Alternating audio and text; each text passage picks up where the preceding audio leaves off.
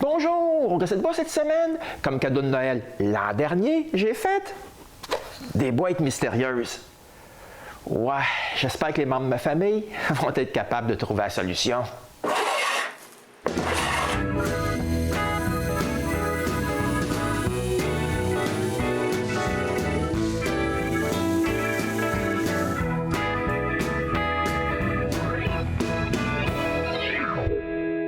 Depuis plusieurs années, j'ai fait une tradition de donner des cadenas aux membres de ma famille pour Noël. Ouais, malheureusement, plusieurs d'entre eux ont jamais été assemblés. C'est la raison pour laquelle, l'année dernière, j'ai décidé de faire cette boîte mystérieuse qui est déjà assemblée et cache un cadeau à l'intérieur. En fait, cette idée me vient de Marc de la chaîne La Bisonnerie. Aujourd'hui, je fabrique une nouvelle énigme. Il a fait une boîte similaire il y a un petit bout de temps. Vous pouvez aller voir sa version à lui. Par contre, je vais faire un peu différemment. Je commence par dessiner la boîte dans SketchUp pour essayer de visualiser le design. À l'intérieur de la boîte extérieure, il y a une autre boîte qui va contenir le cadeau.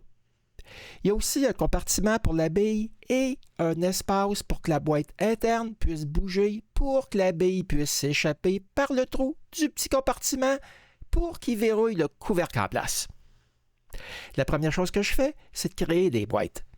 Pour ça, j'utilise toujours le site boxes.py. Je commence par entrer les dimensions de la boîte et je saute directement à la section d'ajustement des queues droites. Là, je change la valeur du jeu qu'il va avoir entre les doigts et regarde de quoi ça va avoir de l'air. Si j'agrandis ça un peu, on peut voir qu'il y aura un peu de jeu entre les doigts. C'est exactement ce qu'il me faut. J'importe ensuite ce design dans Aspire. Ici, on peut voir toutes les pièces pour faire une boîte. Je fais plusieurs modifications pour des trous que je dois ajouter ici et là, et j'ai le design de ma boîte mystérieuse. J'ai aussi une autre planche pour les morceaux plus épais, comme le couvercle et les boutons. Finalement, j'ai aussi mon logo que je dois brûler au laser. Le reste des planches, eux autres, ont juste été utilisées pour accommoder les restes de contreplaqué que j'avais sous la main. C'est maintenant le temps de couper des bouts de contreplaqué pour tester mon design.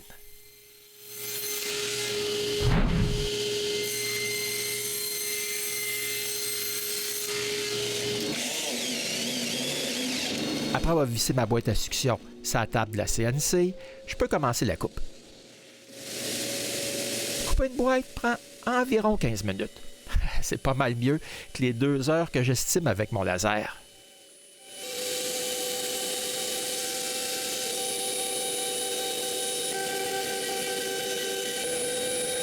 Quand c'est terminé, je peux récupérer tous les morceaux. C'est super facile comme vous pouvez voir. Ça me prend 10 fois moins de temps à couper avec une fraise de 1 mm. Par contre, je dois assembler tous les morceaux un par un.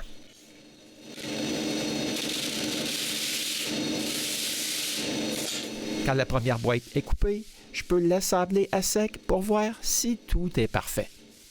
En fait, c'est pas vraiment ma première découpe parce que les doigts de la toute première étaient trop larges et elle ne pouvait pas s'assembler.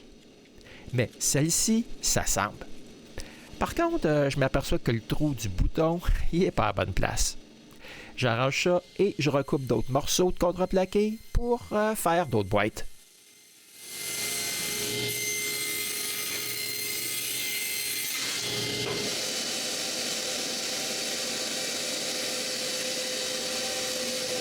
Cette fois-ci, en plus de bien s'assembler, tous les trous semblent être à bonne place.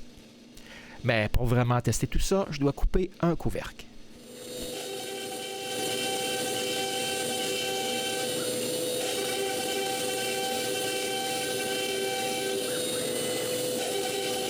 J'avais mis des ailettes sur mon premier test, mais j'ai enlevé ça pour ma production.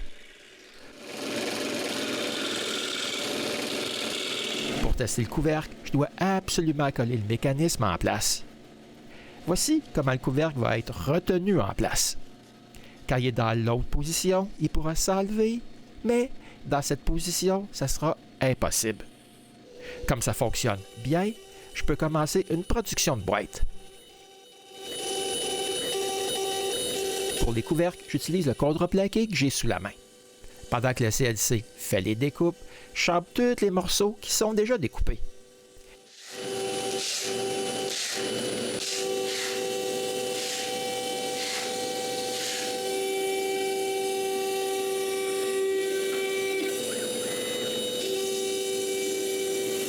Quand j'ai plus rien à assembler, je colle les boîtes que je vais donner à Noël. Pendant tout ce temps, le CNC arrête pas de faire des découpes. J'ai aussi besoin de plusieurs autres boîtes pour les marchés de Noël de cette saison. Ça veut dire d'autres découpes de boîtes. Il me reste quand même à vérifier si tout fonctionne véritablement. Pour ça, je mets temporairement les boutons en place, dépose une bille dans son compartiment et mets le couvercle en place. Après avoir déplacé la boîte interne, je peux faire tomber la bille hors de son compartiment et là, la boîte se verrouille jusqu'à ce que la bille retourne à sa place. Comme je suis satisfait et tout fonctionne bien, je peux coller les boutons en place. La seule chose à laquelle je dois vraiment faire attention, c'est de ne pas coller le goujon sur la boîte externe, sinon rien ne pourra fonctionner.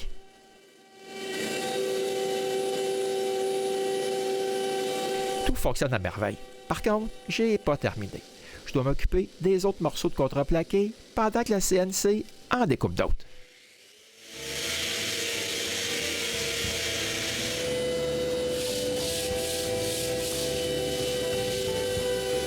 Je dois aussi m'occuper de brûler mon logo sur les couvercles des boîtes que je donne en cadeau. Pour les boîtes de nos marchés, je les brûle sur le bas. Voici tous les morceaux pour faire 11 boîtes. J'en ai 3 d'assemblés pour Noël. Il faut les donner maintenant. Un